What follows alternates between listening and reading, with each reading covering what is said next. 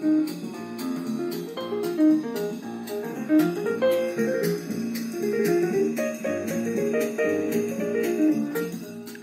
following is a Comfortably Zoned Radio Network production.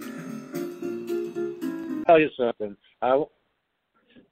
Thank you, Tally Olson. I am back. Loving baseball when we were 12 and innocent.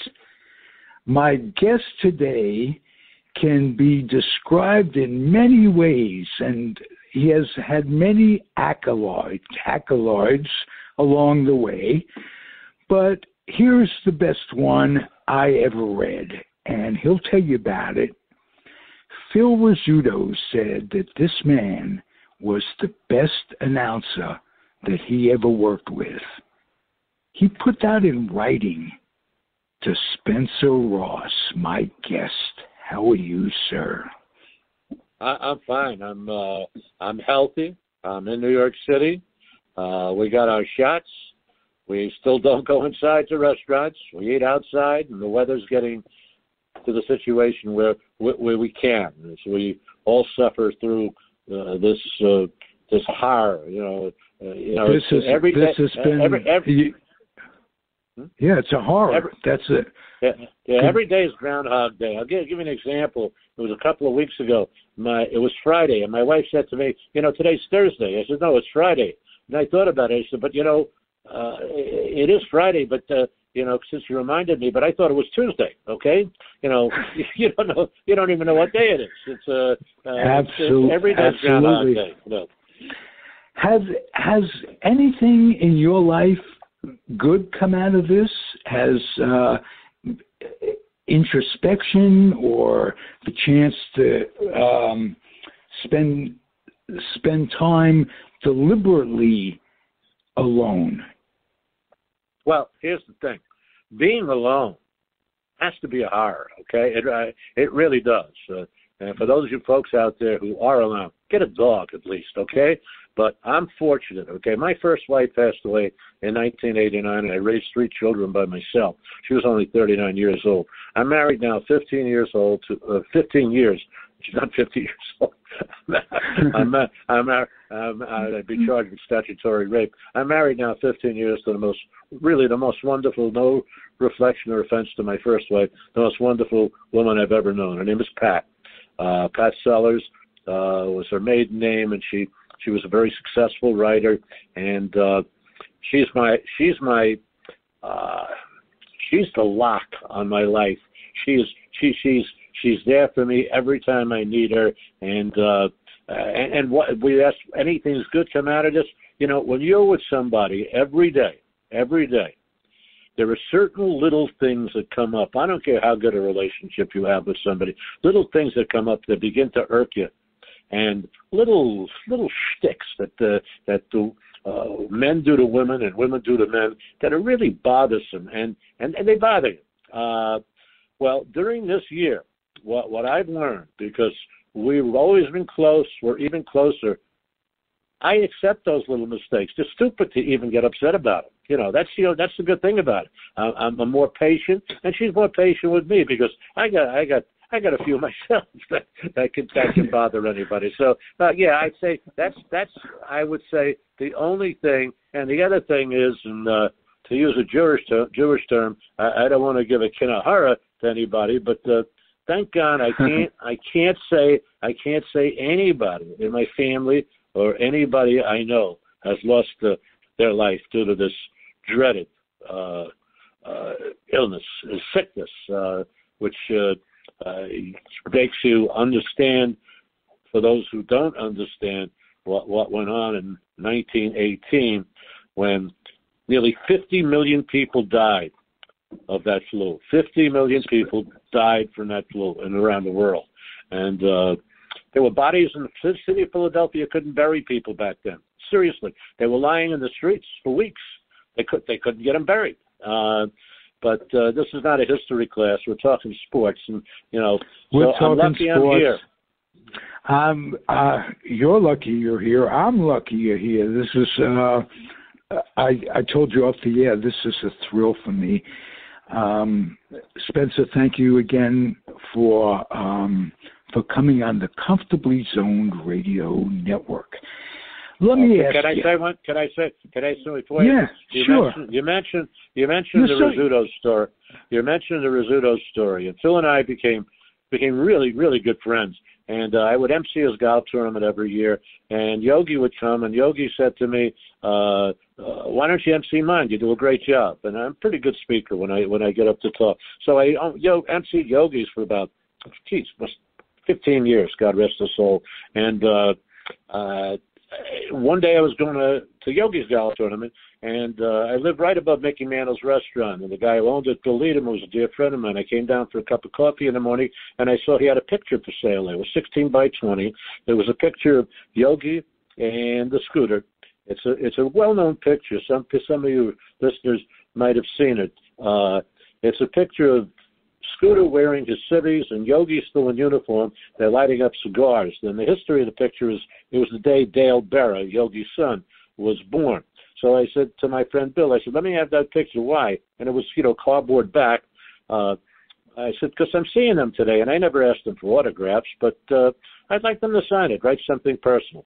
So I got there, and it was breakfast time at the country club, and they were standing together, fortunately. And I went over. I said, guys, do me a favor. I found this picture. Would you write something? Make it personal. And Yogi wrote something nice to a dear friend and a really good guy.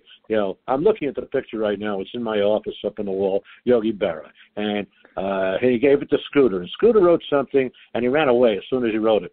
And Scooter was like a kid, even when he was 75 years old or 80 years old. And my kids loved him. My kids were 12 at the time, and they and Scooter got along like brothers. Okay, but he ran. I caught up with him. I said, "Why did you write that?" I said, "How could you say that about me? I mean, after all the great people you worked with." He said, "I said it because I really, really mean it." And what he wrote was to Spencer, the best broadcaster I ever worked with. Holy cow. Phil Rizzuto. And I'll tell you another quick Scooter story, which I love. It was following one of the golf tournaments. After we played golf, we'd have a dinner, and I'd MC the dinner. And I would sit with Scooter and his wife, the lovely Cora, at a table with my wife, Pat. And we were leaving, and the thing was over. And everybody, of course, is crowded around Scooter wanting autographs from him, blah, blah, blah. And I'm right next to him. And my wife, Pat, and Cora are about 10 steps behind us, and we're not moving because, Scooter will stop and sign an autograph for anybody and everybody who wants one. And finally, I guess Cora got a little impatient, and she yelled out. She said, "Okay, folks, that's it. I gave him his Viagra pill a half hour ago. I got to get him home before it wears off." The crowd started. Everybody laughed their backsides up. I can imagine them just breaking up at that. Oh, that is very funny. What a memory. Yeah. Spencer, let me interrupt you for a second to get to the topic of this show, loving baseball when we were 12. Picture yourself as a 12-year-old.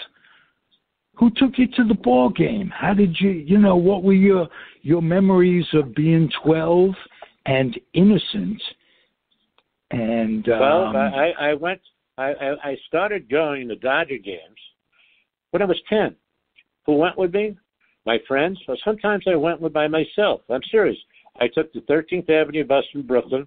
Its last stop was about 10 blocks from Ebbetsfield, and I usually walked those 10 blocks and past the pleasant smells of the Silver Cup Bread Bakery, and went to Ebbetsfield. I distinctly remember that wonderful aroma that emanated from the bakery, and the bus was a nickel at the time, and I remember getting up 7 o'clock on July 4th, 1951, and none of my friends wanted to go that early. They knew it would be a sellout crowd, and I got to the ballpark, to Ebbetsfield, by about 8 o'clock in the morning, and the gates normally didn't open till 9 or 10. But there were so many of us kids out there that they let us into the bleachers for 60 cents. I went upstairs to the bleachers, watched the doubleheader. The Dodgers lost the doubleheader to the Giants and fell 8.5 games behind. And as it turned out, you know what happened after that? It became 13.5 games, and you know, the shot heard around the world. But I would go by myself lots of times, and it was a different world. You know, my parents weren't concerned that this 10-year-old kid is riding a bus or a subway by himself. You can't do that today. It was different times for sure. When I was 11, Ralph, I'll never forget this. It was 1951, and my dad, rest his soul, he had not been. He played sports in Poland, in Russia when he was a kid. He was a very good ice skater, or so I'm told. He was, you know, like a town champion speed skater when he was young. Oh. But he knew nothing about baseball. Although after we got our television, he became an ardent Dodger fan. I mean, an ardent Dodger fan. He thought Don Newcomb was Jewish. He called him Nachum, okay? So 1951, Memorial what would Day. Say? Would Mickey Mantle be Jewish? He might have called him Mickey Mendel. But my dad didn't really speak with much of an accent, but he would afflict it at times. So it's Memorial Day, 1951. And I said, Dad, you know, the Dodgers are playing a day-night doubleheader against the Phillies. Come on, let's go to the afternoon game with me. He said, Spencer, I know nothing about baseball. I said, come on, we'll have a nice time. So we went to the game, okay? And my dad, fortunately, I wound up sitting next to another kid whose father was there, who also knew nothing about the game of baseball. And my father proceeded to get into a nice pinochle game with the other guy, and they hardly watched the game. And what they missed, and in later years, I related the story to Duke Snider.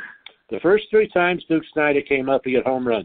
3 home runs. I'm going, Dad, this is unbelievable. You got to watch what's happening. You don't know what was happening. And the last time Snider came at bat, it must have been in the bottom of the 8th inning. He hit maybe the hardest shot he hit all game long. The ball would have gone 400, 450 feet. It was still rising when it hit the top of the screen, which was 40 feet high, out in right field, above the Abe Stark hit sign win suits, above the Schaefer sign, came back. The ball was hit it would have been the 4th home run. Instead, it came back off that wall so quickly, and I think for some reason that day, Del Ennis and not Dick Sisler was playing right field. He played it on the fly and threw it back in, and Snider got a single out of it. I mean, that's how hard the ball was hit and how quickly it came down. I mean, he didn't even try and go to second base. But I told that story. I told that story to Duke, and he was a wonderful man. And you know, watching Willie play and watching Mickey play. Mickey and I became really good friends. He was my broadcast partner, and on Sports Channel when I was doing Yankee baseball, we became good social friends. And you know, I remember Mickey would say to me sometimes, we would talk, you know, people always talked about Mickey, Willie, and the Duke.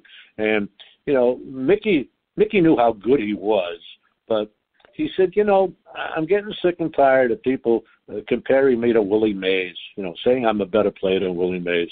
He said, let me tell you, Spencer, he said, I know how good I was. I was great.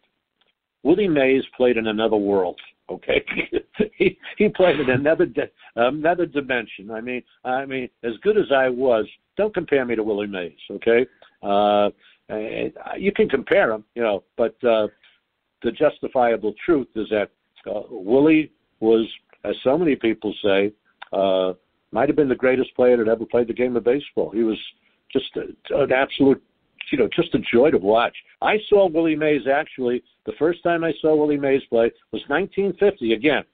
I was in Trenton, New Jersey. My mother's family was from Trenton, and my Uncle Harry, who was a college graduate, you know, they were all Russian immigrants. He wasn't. He was an American kid born in Newark, New Jersey. He was reading in the Trenton Times about the Trenton Giants who played in the State League, and they were getting a lot of press because of this kid center fielder they had who was they thought was going to be a superstar. He said, let's go to a Trenton Giant game. So we went to the Trenton Giant game, and I saw Willie Mays play in 1950 for the Trenton Giants. I remember didn't have a great game. He got a base hit, made he didn't have a rough play to make all day. And I remember the following year, 1951, at my friend Stevie Leaf's house, who lived 4 blocks away from me. We were in his apartment playing a game that only old timers remember called All-Star Baseball, where you have these cards, with the spinner, and Babe Ruth had the strikeout card big, and the home run card big. And the biggest in both. We were sitting on the floor that night playing, and the Giants were playing the Boston Braves, and we were half watching the game and half playing All-Star Baseball. And Willie Mays, I think he was 0 for 20 at the time. He connected on a pitch from Warren Spahn and hit it at the upper deck in left center field. It was really a poke. You could have a home run in left field at Polo Grounds 258 feet. This ball was probably would have gone close to 400 feet. And we looked up when Russ Hodges said, and Mays swings, and we looked, and boom. So I saw Willie Mays hit his first home run. Wow! What a joy growing up in Brooklyn. I'll tell you, it was just something special. You mentioned that, and I've been thinking about this question since we talked before you came on. Could Jackie Robinson have been accepted in any other city in the world but Brooklyn? Well, let's put it this way. Would or could Jackie Robinson have been accepted if not the Branch Rickey? Right, exactly. But would have it been the same if it weren't Brooklyn?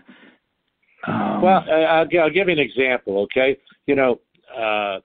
Go fast forward 9 years later, okay? Bill Russell gets out of college, okay? And the St. Louis Hawks, owned by a man named Ben Kerner, have the number 1 draft choice. Actually, the Rochester Royals did. Ed Macaulay, right? Am I right? Here's the story. Here's how easy Ed Macaulay wound up in St. Louis. He was actually a Boston. He was a Boston Celtic. He was an All-Star. He's in the Hall of Fame. And Fuzzy Levine, I don't know if you remember Fuzzy. Fuzzy played for the Rochester Royals. If Rochester Royals, he played on a team in 1946 which won the NBL championship the year prior to them going into the NBA. It's the most fascinating basketball team you've ever heard of. And I mentioned baseball, but I also mentioned football. On that team were Hall of Famers Bobby Davies, Bobby Wanzer, Arnie Rison, okay, and Al Servey. That's 4. Also on that team was Chuck Connors. I have a picture of this. Fuzzy gave me Chuck Connors, the rifleman, was also on that team. Yes. Some fella named Otto Graham. Otto Graham was on that team, the great quarterback for the Cleveland Browns, and Del Rice, who caught in the big leagues mostly for the St. Louis Cardinals, was also on that team. That's a hell. That picture, by the way, hangs in the Basketball Hall of Fame in Springfield. And Fuzzy told me he got a call that summer from Otto Graham, and said, Fuzz, I'm not coming back. He said, why? He said, well, some guy's starting a football team in Cleveland, and he wants me to be the quarterback. And it was Paul Brown. He was starting the Browns. Wow. And Fuzzy says, oh, that's great. And he says, Otto says, yeah, I'm going to get paid $15,000 to play football. And Fuzzy said, my first reaction was, Otto, you're a millionaire. They were making $4,000 a year to play basketball at that time. Wonderful memories. Go ahead. Wonderful memories. Something about Jackie that we don't know. What? I'm asking you. Something about Jackie that we don't know. Well, Marty Glickman, my mentor, told me. Marty, of course, was that 1936 Olympic team, and the famous story of him not being allowed to run because Avery Bundage, the chairman of the Olympic Committee, the games were in Berlin, Hitler was upset that this black kid, Jesse Owens, had won 3 gold medals, and Marty was due to run in the 4x100, and he would have won the gold medal. And the coach and the Brundage came in the locker room before and said, you can't run Glickman. He said, why? Because Hitler's ticked off enough that the black guys won 3 gold medals. You can't let a Jew run and win a gold medal. And who was the other fellow who didn't handle that all that well? Sam Marty Stoller, came back. Okay. Sam Stoller was the other Jewish guy. He wasn't allowed to run either. But and his life didn't turn out as well as Marty's. Marty made the best. Marty was, I remember, also a college football star at Syracuse. He played with a guy named Siddharth Singh at Syracuse. I'll tell you the Siddharth Singh story because it's a fascinating story. Most people don't know who Siddharth Singh was, but Marty said Jesse Owens said to the coach that day in the locker room, he said, "Come on, I've got my 3 gold medals. I want Marty to run." And the coach's words, according to Marty and according to Jesse, were exactly this. He said, "Boy," he called him boy, "I'm the coach here. Boy, you're not the coach. I'm the coach here. You just do what you're told." My God! I mentioned Marty as later years I told Marty, I said, you know something?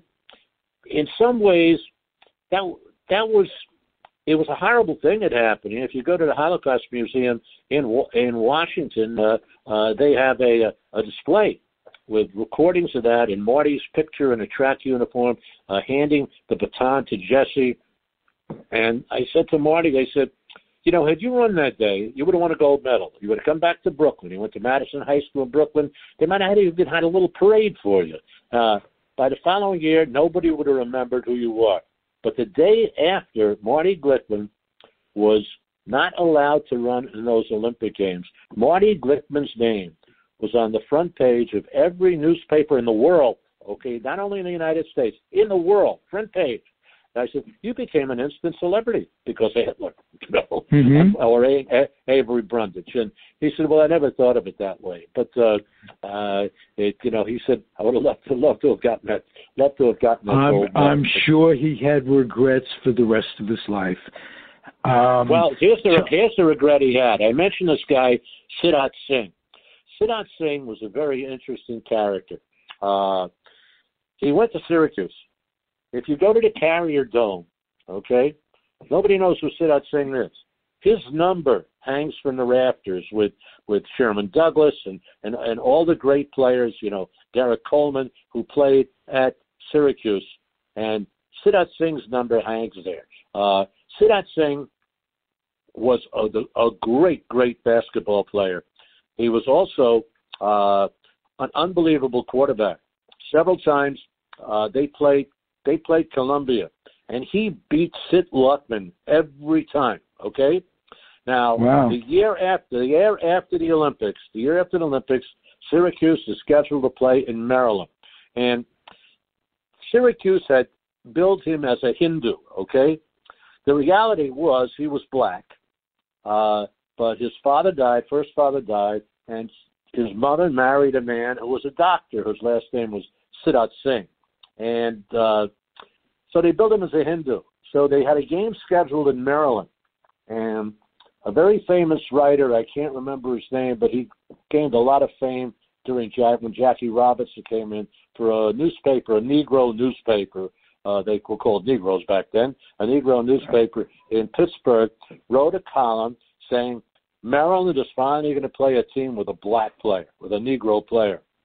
And Syracuse had billed this guy as a Hindu, Well, he wasn't a Hindu, but Syracuse, fudged on it and Maryland law at the time said that state-run institutions could not engage in athletic events with blacks against whites, okay?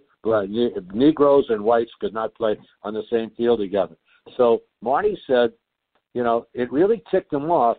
And he said the biggest regret, you mentioned regret, the biggest regret he had was not standing up and saying, well, we shouldn't play the game. And I said, why did you do that? He said, because the guys would have looked at me and the coach would have looked at me and kind of said, he would not have said it, but he would have thought, oh, the Jews making trouble again, And he said that, he always regretted it. And by the way, the end of Siddharth Singh, they went on to play for the New York Rens, who were the world championship basketball team in 1940, an all-black team in New York City.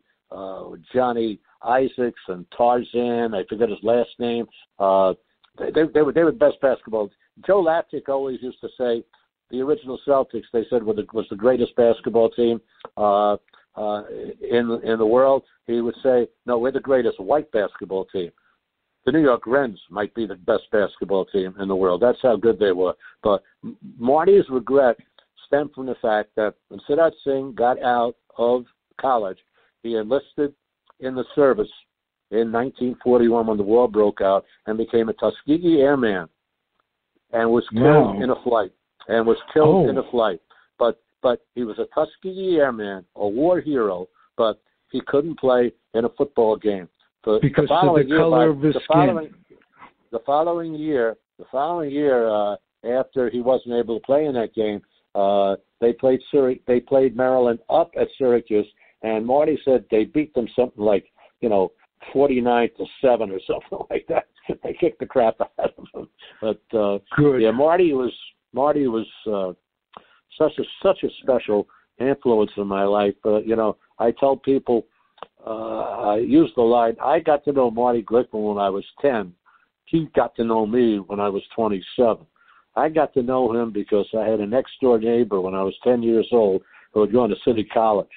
And he was a big CCNY fan. And I don't know, your folks, watched the basketball game last night, may not know, but back in 1950, City College in New York won not only the NCAA tournament, but the then more prestigious National Invitational Tournament.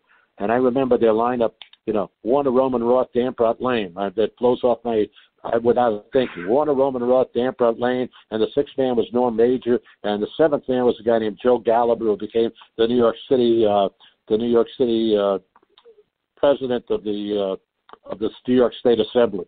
So I used to listen to those games, and I listened so ardently that I started sitting in front of the television, and I would imitate Marty Glickman. I mean, I took a PhD course in Marty Glickman from the time I was 10 years old. I knew left side of the baseline, right side, straightaway jump shot, drives left baseline, top of the key. I knew, Marty created the geography. And I want to fast forward. I want to go back to the baseball, but I want to fast forward how this affected quickly, I have to interrupt with a question. Your paths may have crossed. He married your paths may have crossed. He married Marty's daughter, Robert D'Angelo from Brooklyn. Did you know him? No. Okay. Go ahead. Please take it your way. So, Marty, I was a pretty good high school basketball player and good enough to win a scholarship to Florida State University. And we had a coach named Bud Kennedy. And this was in 1958. Wonderful man. And I got there basically, I think from day one, I realized I was a pretty good high school player in New York City, but I wasn't big enough, fast enough, or as good a shooter as these guys. And so I knew my basketball career was going to be very short-lived. But sitting in the coach's office one day before practice, and Bud Kennedy was his name, interesting man. His father, he grew up in Lawrence, Kansas. Bud Kennedy's father was a dentist. He was also the head football coach at the University of Kansas. I forget his first name, but if you check University of Kansas football history, the most successful coach in Kansas history. They were undefeated in 1908 and 1909, and Bud Kennedy grew up in a household in which James Naismith was his father's friend and also his patient, the man who invented basketball. He invented it, right, with the peach basket. And he also his father was very friendly with Fog Allen, so he used to talk about Fog Allen all the time. Anyway, I'm sitting in the coach's office with two of my teammates, and it's before practice, and his door was always open. He didn't want to talk basketball. He wanted to know how we're doing at school, how are things at home. He was just this really, really special man. By the way, he recruited the first black player ever to play at FSU, a kid named Leonard Hall, in 1965. I was already gone. He died that summer, so he never saw the kid play. He died of cancer. Coach Bud had one bad problem. He smoked a lot of cigarettes, okay? But anyway, so we're in the office, and the phone rings, and Coach gets on the phone, and we're sitting there quietly. He hangs up the phone. He said, "Chief, that was one of the local radio stations, WTNT, Dynamite and Dixie." That was their slogan. and they want to do our games next year. Florida State basketball had never been broadcast before, and this was 1960. So here's me sitting in the back of the room, sitting in, on a chair, 15 feet away from the coach. I said, Coach, I can do that. And he laughed. He said, yeah, right. I said, no, I'm serious. Coach, I can do that. And I knew I could do that. He said, you're serious, right? I said, yeah. He said, well, I'll tell you what. Why don't you tomorrow, don't dress for practice, and get a tape recorder, go up to the press box. We're going to scrimmage for about a half hour, record the scrimmage. I'll get it over to the radio station, WTNT, and we'll see what they think. I came back to school in the fall, and he called me in the office, and he gave me what I knew I was going to hear, the bad news that I wasn't going to make the traveling squad. But he said the radio station really, really liked my work, and they want to hire me. So he said, here's the deal. I'm going to keep you on full scholarship, and they're going to pay you $10 a game. I said, we got a deal. And we got a deal. that spring, FSU baseball was always good. They had, they were a really good team, and they were coached by a former major league, a guy with a nice career named Danny Litweiler. And we went to they decided to do FSU baseball, so I became the baseball announcer. And we went to the College World Series that year. Woody Woodward, who wound up playing for the Braves, and the Braves, most of his major league, and became the Yankee general manager. Woody was the shortstop on that team. We were a pretty good team. I said, those kids were a really good bunch, and we won our first two games, and then we got eliminated. But it was a great experience. My whole experience in Tallahassee was a wonderful experience. You have to understand something. I'm Jewish, okay? And when I went to Florida State University, there were 7,500 students. There were 130 Jews, okay? You talk about being in a minority, a kid who grew up in a completely Italian and Jewish neighborhood. In later years, I realized, I had a lot of friends. We hung out a lot, hung out a bit. We had beers together, but I never got invited to any of their homes for dinner, the people who were what we call the townies. And I realized later, they fooled around a lot, with some black kids. They didn't have beers with them, but they would joke around with them. But to them, I hate to say it, but the only phrase I could think of, I was a white Negro, okay? I was a white Negro. Yeah, they enjoyed my company and everything, but I wasn't good. If I ever tried to date their sister, they would have kicked me out of the house. There were a lot of folks still think the Jews killed Christ, and that has a lot to do with their mindset. Pope Francis is the first one who sat down and formally announced, no, that's not true. It was Pontius Pilate. I was a history major. Pontius Pilate is really the one who killed Jesus, and many think he really didn't intend to crucify Jesus. He was going to give him just what they called a flogging, but this wasn't just a couple of little lashes. This was a flogging which was as good as death, and in many respects, it eased crucifixion, because once they put you up there after the flogging, you weren't going to last too long on the cross. And so there are many historians who believe there's no way Jesus carried the cross.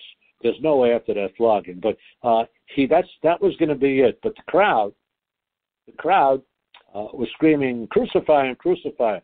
So Pontius Pilate gave the directive. It wasn't the Jews. It was Pontius Pilate. And Luke, Matthew, and John in their Gospels have different interpretations of it, but they didn't say that it was the Jews, okay? They didn't say it was the Jews. Maybe one of them said they might have been the Jews, but it wasn't the Jews who did it. And the interesting thing, when Pope Francis met with Benjamin Netanyahu, Netanyahu said to him, he said, Jesus spoke Hebrew. He said, well, he might have, and he did, because he did go to synagogue when he was younger, but that wasn't his main language. His main language was Aramaic, because that was the language of the people back then. They spoke Aramaic, and Pope Francis said historians do believe that he most probably spoke a smattering of Greek also. I don't know why, but he spoke Hebrew, he spoke Greek, but his main language, hanging out with the guys, so to speak, was Aramaic. And I want to recommend something to your listeners, okay? If you want to read a marvelous book about the life of this incredible Jesus Christ, it's called The Man Nobody Knows. This book was written in 1925 by a man named Bruce Barton. And you may not know the name Bruce Barton, but many of you might know the advertising firm of BBD&O, Baden, Barton, Durstein, and Osborne. They're perhaps the largest advertising firm in the world. They employ 15,000 people. And Bruce Barton was a very religious Christian, and he was the advertising business. And, you know, Jesus sometimes is being depicted as being, you know, meek and he said, you know, this is garbage, you know, it wasn't meek. He was a carpenter. What did carpenters do back then? They chopped down the trees themselves and they carried the wood into the shop. You know, meek people don't do that. He was also very handsome, and he was an advertising guy. So this book depicts Jesus, and the Catholic Church objected to the book. In 1925 and 1926, it was the best-selling book in America, The Man Nobody Knows. He depicts Jesus as being the greatest salesman in the history of the world. Who did he hire to be a salesman? A bunch of ne'er-do-well fishermen, Matthew, Luke, John, Peter, Paul. Who are these guys? You know, they went out into the world and sold the world. And you got to remember, there were a lot of people walking around in Galilee at that particular time who were spouting that they were the Messiah. They were the Messiah. This group of guys, Matthew, Paul, Peter, John, and Luke, they went out and sold the world. And the book is a marvelous, wonderful, loving portrayal of Jesus Christ, written by an ardent Christian, and it's a wonderful read. It's not a long book. It's called The Man Nobody Knows, and it's still available. I don't think it's in print anymore, but if some of your listeners want to go on eBay, just look for The Man Nobody Knows by Bruce Barton, Barton. And I was a history major, and you'll be fascinated by this. You know. Thank you. Hey, listen, Spencer, we're close to time. The one story, I'm a New York Giant fan. The one story I want to hear is I wouldn't say the fixing, but the stealing of the signs.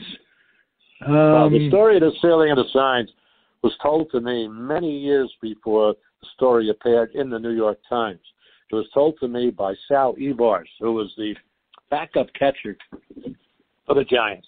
He also, by the way, made I think the you mean the Wall Street Journal, and a book was written about it. The Wall Street Journal. But Sal was telling the story for 30 years, and I got to know Sal pretty well. He was a great storyteller. He was a raconteur, always had a cigar in his mouth, and he was a joy to be around. And I'm smiling just thinking about Sal. But Sal told the story. First of all, another story, before I get to the stealing of the sign, Sal told the story one day. He, by the way, he made the final out in the World Series in 1951. He was a pinch hitter. It was a line drive to right field that Hank Bauer made a diving catch on. Some of your listeners may have seen film of that game. That was his only at-bat in the World Series. But Sal, in 1951, was the backup catcher. Of course, Wes Westrom, who was a great defensive catcher, was the regular catcher. And they're playing a game in Chicago. And prior to the game, Leo always had a meeting with his coaches and the players to go over the other team. And it was an unwritten, it was a rule. Nobody could interrupt that meeting.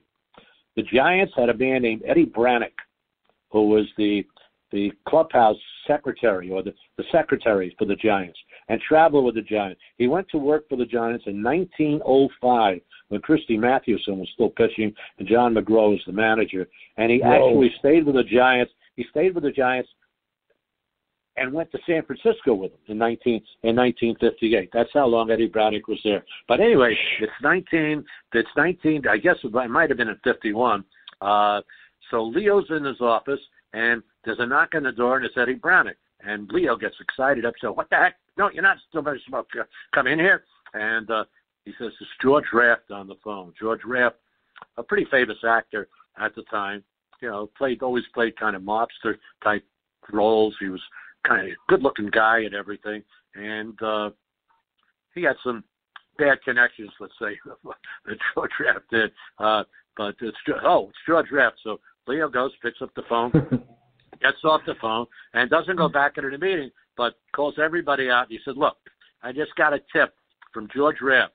Third race at Sportsman's Park today. It's a racetrack in Chicago. Any of you guys know a bookie joint around here? So one of the guys in the Giants, whose name I forget, said, yeah, I know one of those places. It's not far from the ballpark.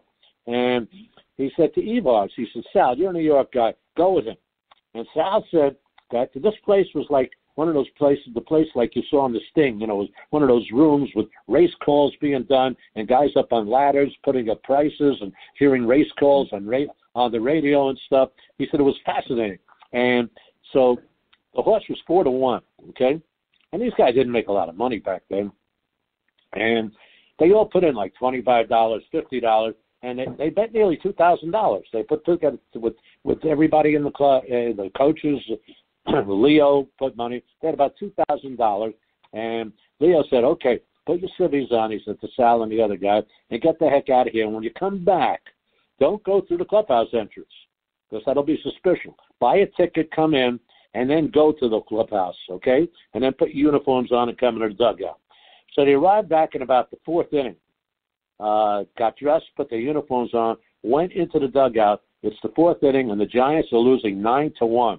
And as soon as Evars and the other guy come in, there's an eruption of screams and guys clapping and cheering and patting each other on the back. The horse won at 4-1, and at $2,000, they had $10,000. It was a lot of money. Guys who bet absolutely, especially in those days. Yeah, guys who bet $25 made $100, and so they were going crazy. Down 9-1, and after the game, when the reporters came to talk to Leo, said, "What the hell happened? You guys are down 9-1 in the fourth inning. Imagine what happened today. Sending two players out to a bookie joint to make a bet. What happened? That's a great story. Down 9-1, and the place going crazy. So Leo was really quick. Sal said. He said, he said, I forget the player's name. He said, such and such's wife gave birth to the baby. So we were all really happy. But the signs, okay? Here's the story of the sign. It was true. There was a guy who was in the Navy, got out of the Navy. He was a big Giant fan. Schmitz. And the Giants. What was his name? Schmitz? Okay. Schmitz or anyway, something like that. Yeah. So brought the telescope back. He came to Leo and said he had this telescope that he took. He actually stole it from the United States Navy. And it was high-powered. And he could see for those of you unfamiliar with the Polo Grounds, when the games were over, there was no clubhouse under the dugout. The players walked across the field, and the clubhouse was in straightaway center field, almost 500 feet away from home plate, with flight of stairs going up to the home clubhouse and a flight of stairs going up to the visitors clubhouse. So they stationed this guy out there, and Sal said he was also the bullpen catcher because he hardly played. Wes Westrum was the starting catcher, and they strung a line from the clubhouse along the wall in left field, and the bullpens were on the playing field. Why?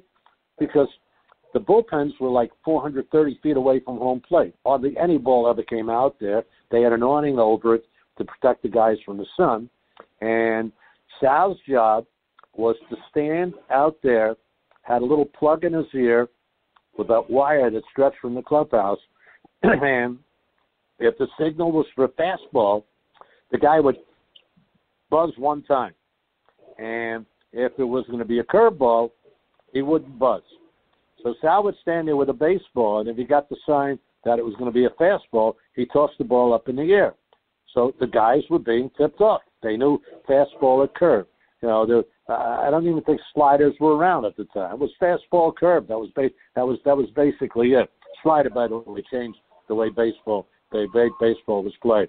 But Sal told that story, 20 years before the story appeared in the Wall Street Journal. And, you were talking about the Dodgers, and I just want to say one thing. The Dodgers taught me so much about race relations. Carl Erskine once said, forget about what Jackie Robinson did for the black people. He said, think about what he did for us white folks. He taught us that, yes, we ain't no different. And when I grew up in the 50s, watching the Dodgers play with Roy Campanella, with Don Newcomb, with Joe Black, with Jim Gilliam, with Jackie Robinson, with Sandy Amorose, they weren't Negro baseball players. They were all Brooklyn. They weren't Negro Brooklyn Dodgers. They were Brooklyn Dodgers. They were no different than Perillo, Snyder, and Hodges. They were equal. And it was such a wonderful, wonderful lesson to me.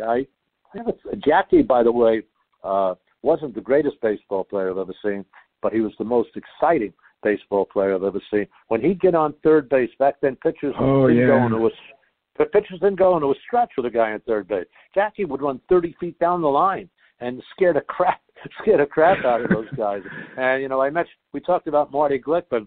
One of Marty's teammates on the Olympic team in 1936 was Jackie's brother Mac, and Mac and Marty had a friendship, through the years, and Marty got very close with Jackie also, really through Mac. But Mac told Marty that baseball was most probably Jackie's fourth best sport. His best sport was basketball and football and track and field, and baseball was maybe number 4. Jackie wrote history. He was also a tennis player at UCLA. That I didn't know. But baseball, basketball and football, he was a star, which is kind of interesting. Mm-hmm. In the 1930s, Jackie was, I think, 27 by the time he finally got a chance to play baseball, and he most probably wasn't the greatest player, but he was the perfect guy for Branch Rickey. The perfect choice.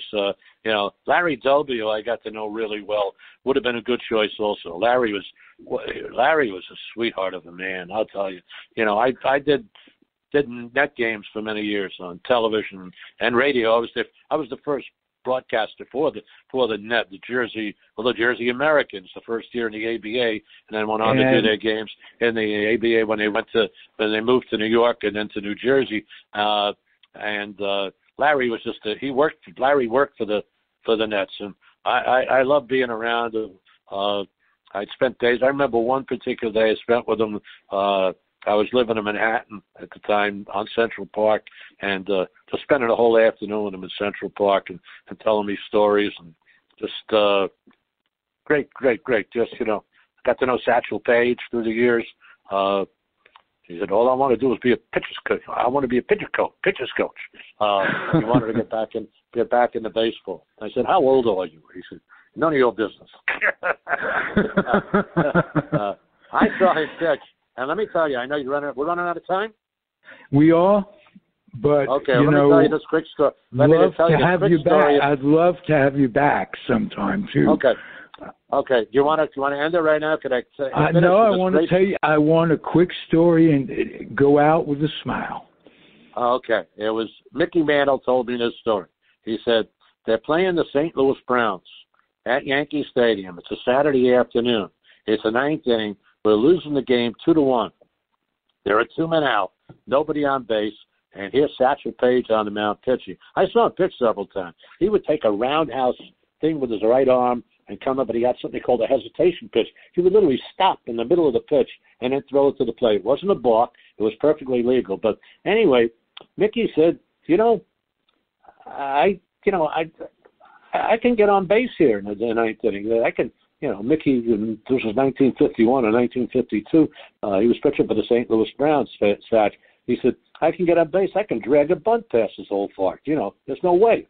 So anyway, I have 2 strikes on me, Mickey says. And so I said, I'm going to bunt and get on first base. So he says, I drag a perfect bunt down the first baseline. I'm going to be safe, easy. And the ball rolls foul. And so I'm walking back to the plate, to pick up my bat again. And I see the Brown players coming off the field. And I realized I just struck out, a foul bunt on the third strike. And I look in the Yankee dugout, and everybody in there is frozen. They're sitting there looking at me, staring like, what the hell did you do, kid? And after the game, a couple of reporters went to Satch and said, Satch, what do you think of the kid trying to bunt one past you? He said, that kid named Mickey Mantle, right? They said, yeah. He said, if the boy had wanted first base, all he had to do was ask me. I'd have given him first base. I wasn't worried about that. This kid hit a lot of home runs in that ballpark, and that was a great Satch story, and told to me by Mickey Charles Mantle. Anyway, this has been a pleasure for me, Ralph, and we'll do it again sometime. More a pleasure for me, and more a pleasure for our audience. Thank you, my friend. It was great. Okay. You'll be well, okay? Thanks. Spencer Ross. I'm Ralph Tycho, the weak link of it all at the Comfortably Zoned Radio Network. This was a great one. Thank you, Spencer. Thank you, AudIE, for listening. The proceeding has been a Comfortably Zoned Network production. You are advised to keep your dreams wet, your humor dry, your children and grandchildren out of military recruiting offices and off the laps of clerics who wear dresses. Thank you for listening, everyone. Happy trails.